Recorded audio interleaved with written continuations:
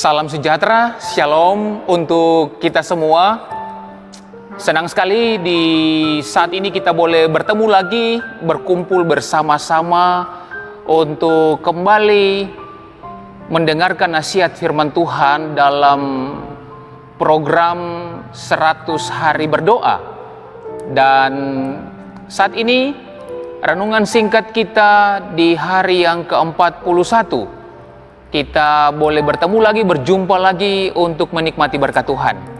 Sebelum kita akan mempelajari lebih jauh pelajaran kita di saat ini, mari kita semua tunduk kepala dan kita berdoa agar supaya Roh Kudus menuntun kita selama pekabaran firman Tuhan disampaikan. Kita berdoa.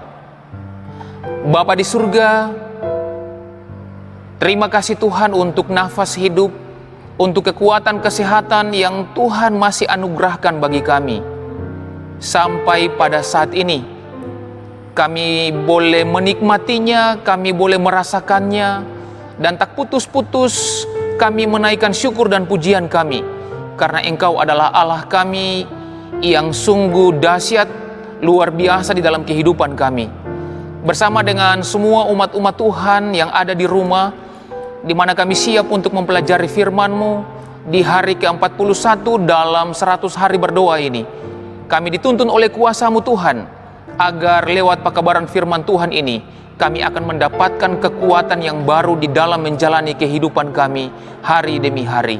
Kami siap untuk mendengarkan firman-Mu dalam nama Tuhan Yesus Juru Selamat kami. Amin. Judul renungan kita di saat ini, di hari yang ke-41, adalah dari tempat tersembunyi. Ayat yang akan kita pelajari di saat ini terdapat di dalam buku 2 Korintus pasal 4 ayat 7 sampai ayatnya yang ke-10.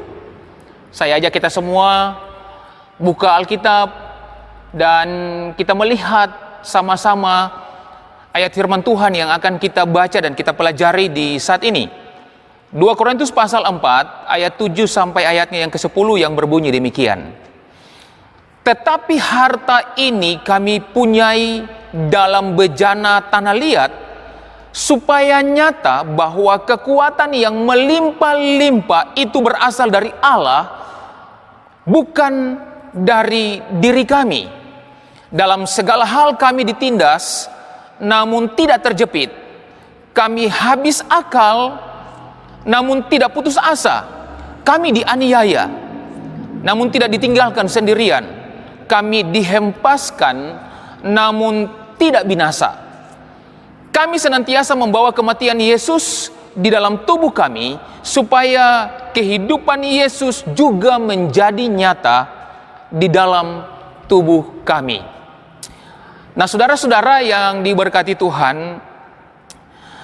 ini adalah sebuah pengalaman iman yang berkesan yang dihadapi oleh Rasul Paulus.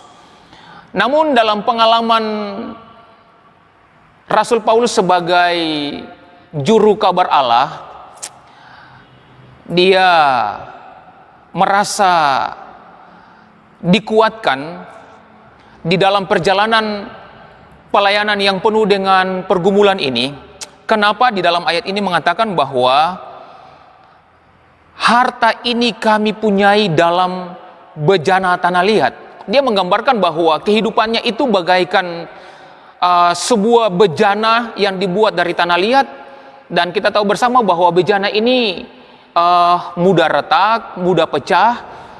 Namun yang membuat sampai dia merasa kuat di dalam dia punya pelayanan, walaupun seringkali ada hal-hal yang mengganggu akan pelayanannya, tetapi harta yang dia punya itulah yang membuat dia sanggup untuk menjalani kehidupan di dalam pelayanan.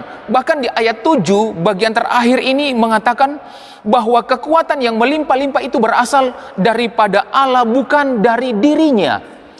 Dia bisa menjalani semuanya oleh karena harta, oleh karena Yesus. Di dalam perikop 2 Korintus pasal 4 ini berbicara tentang harta rohani, kebenaran firman Tuhan.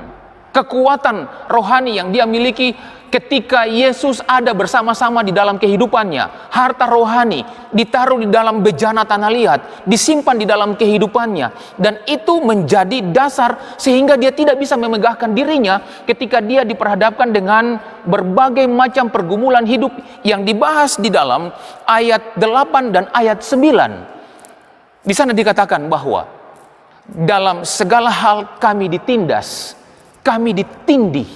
Iya.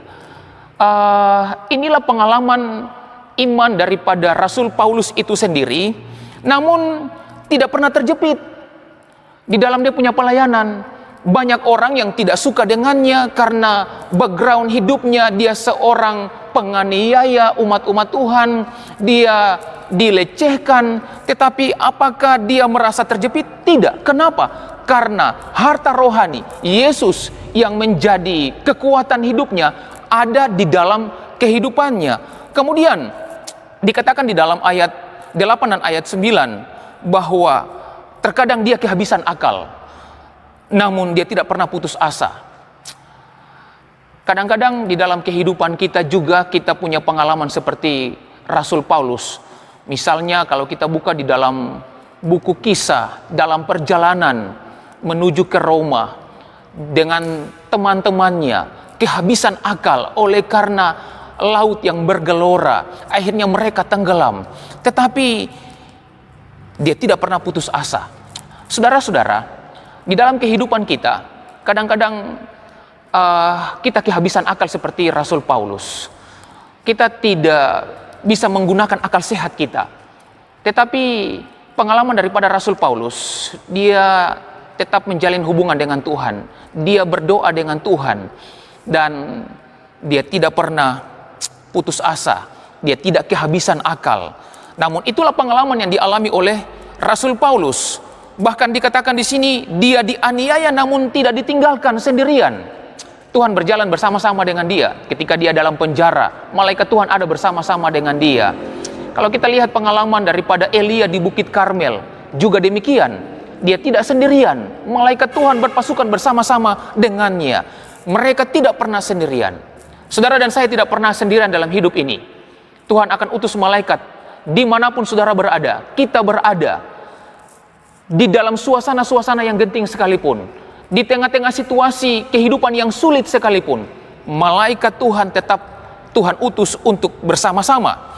Kemudian kami dihempaskan namun tidak pernah binasa. Inilah sebuah kehidupan yang luar biasa. Dibanting bagaikan perahu yang diangkat oleh gelombang lalu dibanting oleh gelombang. Itulah kehidupan daripada Rasul Paulus di dalam perjalanan pelayanannya. Tetapi dia tidak pernah binasa. Kenapa?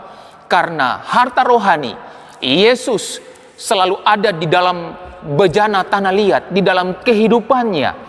Nah, ayat 10 di dalam renungan saya di saat ini, kami senantiasa membawa kematian Yesus di dalam tubuh kami, supaya kehidupan Yesus juga menjadi nyata di dalam tubuh kami.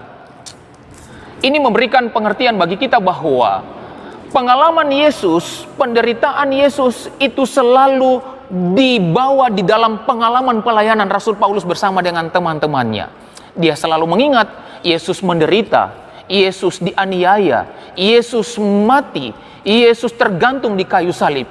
Pengalaman inilah yang mereka bawa di dalam perjalanan pelayanan mereka, sehingga ketika mereka mengalami pengalaman yang sama, mereka ingat bahwa Yesus sudah pernah mengalami hal itu, sehingga mereka juga akan menghidupkan sebuah kehidupan yang pernah dialami oleh Yesus. Namun kemenangan dimiliki oleh Rasul Paulus oleh karena harta yang tidak pernah mati ini telah dihidupkan di dalam kehidupannya. Nah, saudara-saudara yang diberkati Tuhan, umat-umat Tuhan dimanapun Anda berada, Anda mau menang untuk menjalani kehidupan seperti yang dialami oleh Rasul Paulus, harta rohani Yesus, mari kita taruh di dalam kehidupan kita. Mari kita simpan di dalam kehidupan kita. Saudara punya pengalaman menderita, saudara punya kehidupan yang tertindih, dibanting oleh situasi dan kondisi, saudara tertekan, saudara dilecehkan, saudara disakiti oleh sahabat, teman, oleh siapa saja yang mungkin pernah dekat dengan saudara, namun akhirnya dia mengkhianati saudara, bawalah Yesus bersama-sama denganmu. Ajak Yesus tinggal di dalam kehidupanmu, sehingga engkau dapat melakukannya oleh karena Yesus sudah lebih dahulu melakukannya. Saya percaya renungan saya di saat ini akan menjadi berkat kekuatan besar bagi saudara. Sebagaimana Paulus menang bersama dengan teman-temannya, maka saya pastikan bahwa kita juga akan bisa mendapatkan kemenangan karena kehidupan kita dipenuhi dengan kehidupan Yesus. Mengakhiri renungan saya di saat ini, dalam Kemenangan Akhir, halaman 218, Nyonya White mengomentari sebuah pengalaman indah, yaitu Martin Luther. Ketika dia punya pengalaman seperti Rasul Paulus, dia berdoa minta kekuatan daripada Tuhan. Di dalam Kemenangan Akhir halaman 218 dikatakan seperti ini. Dari tempat berdoa tersembunyi, datanglah kuasa yang menggoncangkan dunia dengan reformasi agung itu. Di sana, dengan ketenangan yang kudus, hamba-hamba Allah menjejakkan kakinya di atas batu janji-janjinya. Selama pergumulan di Augsburg, Luther tidak melewatkan satu hari tanpa menggunakan 3 jam waktu terbaiknya untuk berdoa.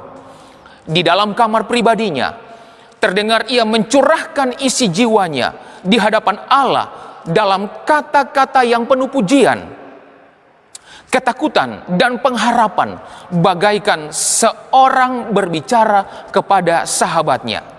Saya tahu bahwa engkaulah Bapa dan Allah kami, katanya, dan engkau akan mencerai-beraikan penganiaya anak-anakmu, karena engkau sendiri terancam bersama kami. Semua masalah ini adalah milikmu, dan hanya oleh doronganmu kami turut serta. Oleh sebab itu, lindungilah kami, ya Bapa. Dari tempat tersembunyi, mari kita luangkan waktu. Kalau Martin Luther 3 jam dia berdoa, bagaimana dengan saudara dan saya? Kita gunakan tempat-tempat tersembunyi kita, tempat-tempat terasing kita, waktu kita untuk datang berdoa. Karena dari situlah kekuatan akan saudara dan saya miliki.